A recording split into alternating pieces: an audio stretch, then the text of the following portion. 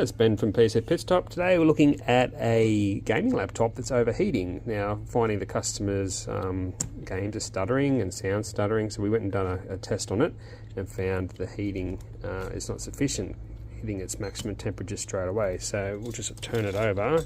You see we've got these chips here which we need to have repasted, and then we'll come through and do these ones as well.